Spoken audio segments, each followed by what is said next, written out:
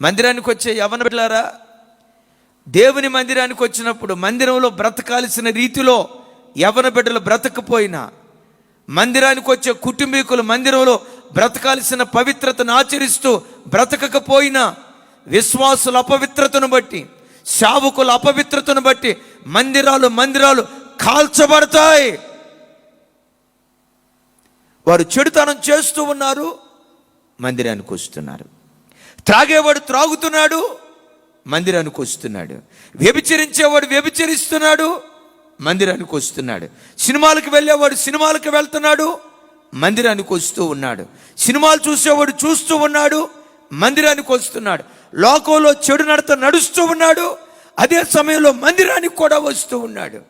బిడ్డలారా, ఆ చెడుతనం చేసే యాజకులు మందిరంలో అడుగు పెట్టడం అది అగ్నితో సమానం. చెడుతనం చేస్తూ విశ్వాసులు మందిరంలో అడుగు పెట్టడం అది మందిరానికి అగ్నితో సమానం. అగ్ని ఉన్న చోట తగలబడిపోతుంది అని వాక్యంలో విన్నాం కదా.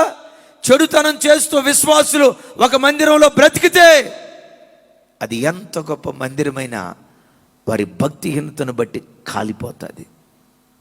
బిడ్డలారా, ఓ సేవకుడు ఏడుస్తూ సాక్షి చెప్తున్నాడు. అని ప్రజల మధ్యలోకి వెళ్ళి దేవుని సేవ ప్రారంభించామన్నా. దేవుని మహాకృప 200 మంది ఆ మందిరానికి వచ్చేవాళ్ళు. సుమారుగా 150 మంది అన్యజనుల నుంచి రక్షించబడి దేవుని మందిరానికి వచ్చారు.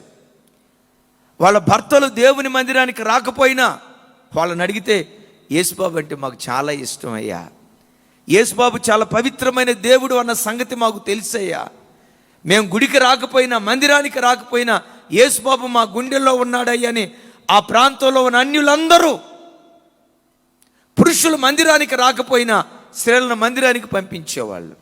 అయ్యా, మరి ఇంతకేమైంది? సేవ అంత సాఫీగా జరుగుతూ ఉండగా మందిరానికి వచ్చే ఒక యవనస్తుడు చేసిన భక్తిహీనపు కార్యక్రమం మందిరాన్ని తగలబెట్టేసింది. సుమారుగా 200 మంది కుటుంబాలు వస్తున్నాయి. దేవుని మహాకృప, 150 కుటుంబాలు అన్య కుటుంబాల నుంచి రక్షించబడినటువంటి వారు. ఆ ప్రాంతంలో 400-500 మంది పట్టే ఓ విశాలమైన మందిరం కడదాం అని ఆలోచిస్తూ ఉన్నాం. అయ్యా, ఎంతకేం జరిగింది? ఈరోజు పట్టుమని 20 మంది కూడా రావట్లేదయ్యా, మందిరం కాలిపోయింది. అయ్యా, కాలిపోయిందంటే ఎట్లా కాలిపోయింది? ఆయన ఏడుస్తూ చెప్తున్నాడు, మా మందిరానికి వచ్చే యవనస్తుడు అన్ని కుటుంబాల్లో నుంచి రక్షించబడిన ఒక యవన అమ్మాయిని ట్రాప్లో వేశాడు. ఆ అమ్మాయి చక్కగా కోయిర్లో ఉండేది, వీడు కోయిర్లో ఉండేవాడు. పరిచర్య అని చెప్పి ఏం జరిగిందో తెలియదయ్యా. వీడు మందిరానికి వస్తూ అన్య కుటుంబంలో నుంచి రక్షించబడిన ఆ అమ్మాయిని వలలో వేసుకొని ఎటో తీసుకొని వెళ్ళిపోయి మేము పెళ్లి చేసుకున్నామని చెప్పాడయ్యా. ఆ వార్త ఎప్పుడైతే ఆ అమ్మాయి తండ్రి విన్నాడో గొడ్డలు పట్టుకొని నా మీదకి వచ్చాడు. గొడ్డలు పట్టుకొని నా మీదకి వచ్చి, నీవే ఈ కార్యక్రమాలన్నీ చేశావు, ఇది నీకు తెలుసు, నీకు తెలిసే ప్రోత్సహించావు అంటే దేవుని మందిరాలు ప్రేమ వివాహాలకు నిలయమా? మందిరాల్లో జరిగేది ఇదే?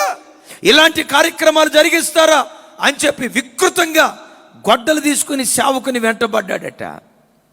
బిడ్డలారా, ఆ మందిరానికి వచ్చే తల్లులు కొంతమంది అడ్డు నిలవబడి ఆయన కాళ్ళు పట్టుకున్నారు.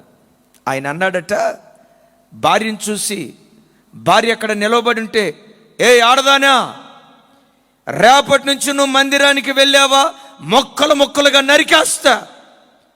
ఒకవేళ యేసు ప్రభు అంటే నీకు ఇష్టం ఉంటే ఇంట్లో పూజ చేసుకో, ఇంట్లో ప్రార్థన చేసుకో. వాళ్ళ కులపు ఆడవాళ్ళందరితో చెప్పారట. ఆ కులపు ఆడవాళ్ళందరితో చెప్పాడట, ఏ స్త్రీలారా, మీరు గనక మందిరానికి వెళ్తే మొక్కలుగా నరికేస్తా. మీ దేవుడు పవిత్రుడు అని చెప్పారుగా. అవును, నేను కాదన్ను, యేసుబాబు పవిత్రుడు,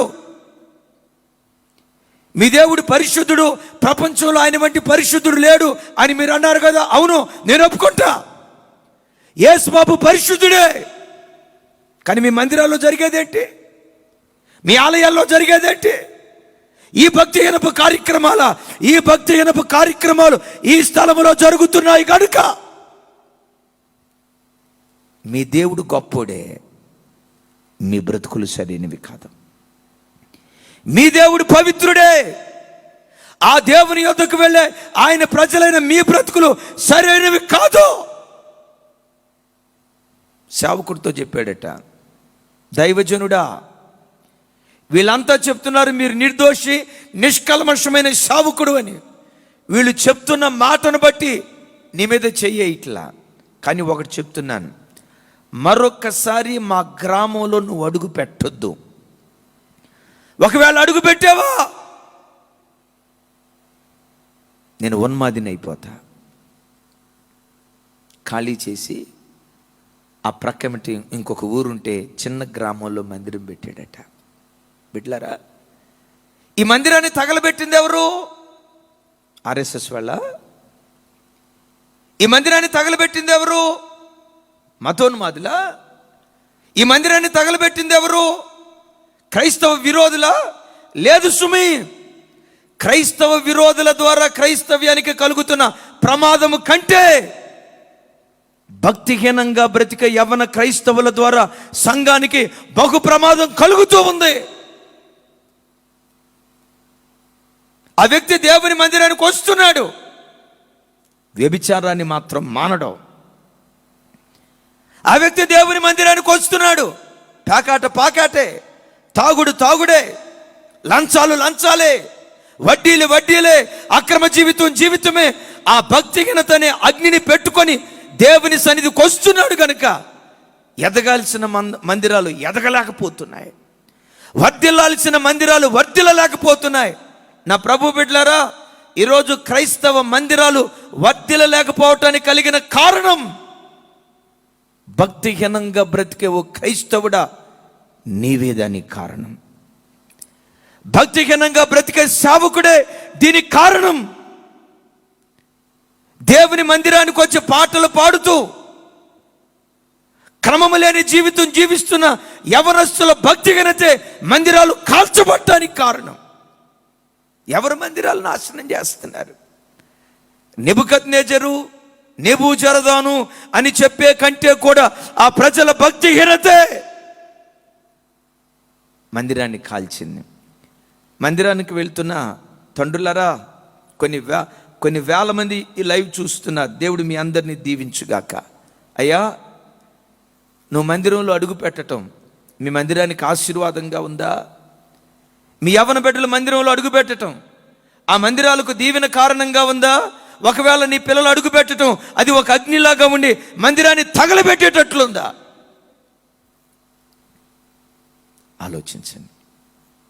ఆలోచించండి. మీరు ఆ మందిరంలో అడుగు పెట్టడం ఆ మందిర ఆశీర్వాదానికి కారణముగా ఉండునుగాక.